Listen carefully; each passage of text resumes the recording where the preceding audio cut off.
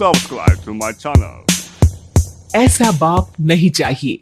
एक बड़े शहर में रतनलाल अपनी बेटी संध्या और छोटे बेटे कुणाल के साथ रहता है। रतनलाल बहुत गरीब है और शराबी किस्म का आदमी है। वो रिक्शा चलाकर अपना जीवन यापन कर रहा है। रतनलाल एक अधेड़ उम्र के आदमी योगेश्वर को कभी कभी अपनी रिक्शा से मार्केट या मंदिर छोड़ता है और कभी कभी बाजार से उसका सामान भी ले आता है।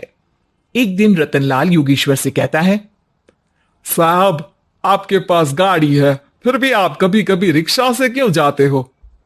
इन शहर की गलियों को आराम से देखना मुझे बहुत पसंद है। ठीक है साहब, मैं चलता हूं, कल फिर आऊंगा। अरे रतनलाल, रुको तो। मैंने सुना है कि तुम अपनी बेटी को कुछ पैसों के बदले किसी को दे रहे हो। अभी किसी को बेचे नहीं तो क्या करे साहब। एक छोटा बेटा है, उसको पढ़ाना भी है, उसकी देखभाल भी करनी है, और अगर मैं बेटी को घर में रखूंगा तो उसकी शादी कैसे करूंगा साहब।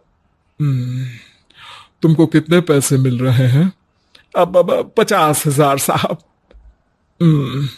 देखो, मैं तुमको पूरे 20 लाख रुपए देता हूं। तुम अपनी बेटी संध्या को मुझे दे दो। हैं? 20 लाख? धन्यवाद साहब, धन्यवाद। मैं कल ही उसे आपके पास छोड़ जाऊंगा साहब। अगले दिन रतनलाल संध्या को हमेशा के लिए योगेश्वर के यहाँ छोड़ आता है और बदले में 20 लाख रुपए लेकर घर आ जाता है। रतनलाल जिंदगी में पहली बार इतने पैसे पाकर बौखला गया।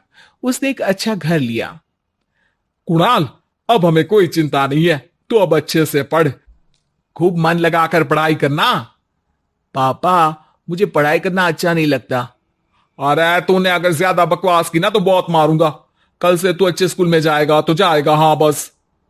कुणाल का एडमिशन एक अच्छे स्कूल में हो जाता है, लेकिन आए दिन स्कूल से शिकायत आती ही रहती है।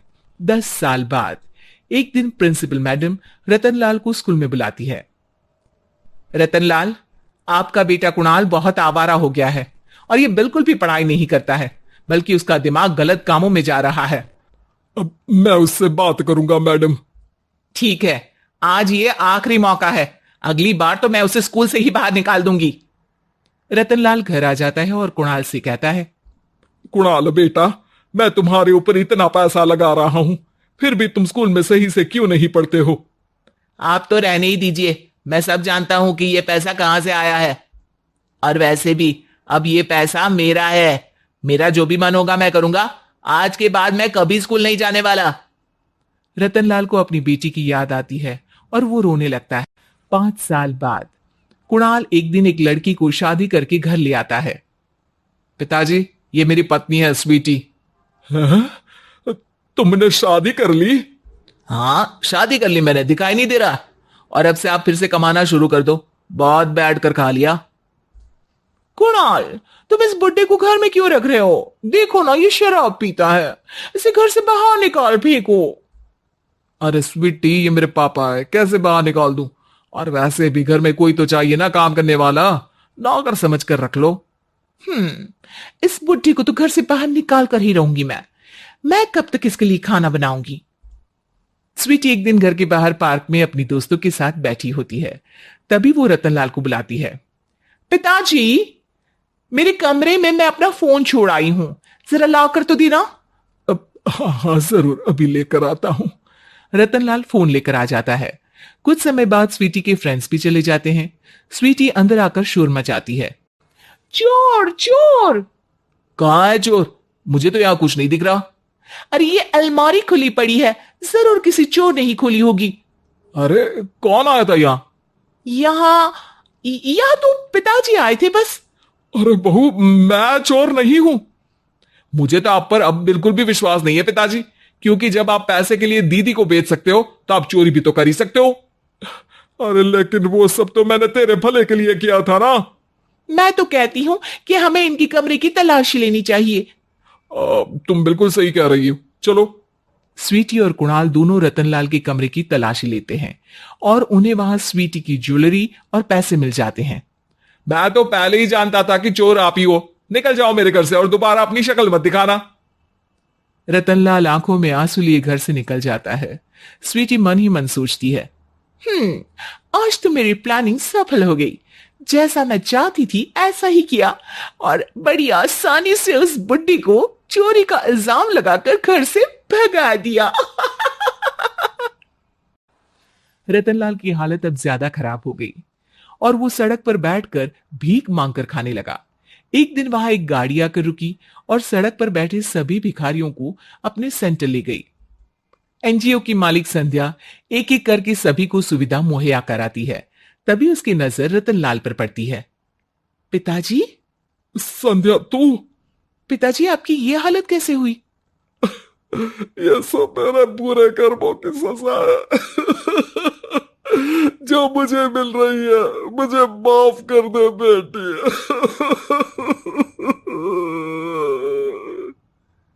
पिताजी, मैं आप पर बिल्कुल भी गुस्सा नहीं हूं, क्योंकि आपने मुझे यहां भेजकर अच्छा ही किया। मेरी जिंदगी बदल गई। लेकिन ये सब हुआ कैसे बेटा? आप ये नए कपड़े पहनो, तब तक मैं योगेश्वर अंकल को बुला कर लाती हूँ। योगेश्वर अंकल? हाँ अंकल। योगेश्वर जी ने तुझसे शादी नहीं की थी? नहीं तो पापा, उन्होंने तो मुझे पढ़ा लिखा कर इस काबिल बनाया है कि मैं आज सबकी सेवा कर पा रही हूँ। रतनलाल पश्चाताप करके रोता रहता है। तभी योगेश्वर भी वहां आ जाता है। रतनलाल जी, आपकी ये हालत कैसे हुई? इतने सारे पैसों के बावजूद भी? क्योंकि मैंने बेटे और बेटी में भेदभाव किया था। लेकिन आपने ये कैसे किया? मुझे ये जानना है, बताइए।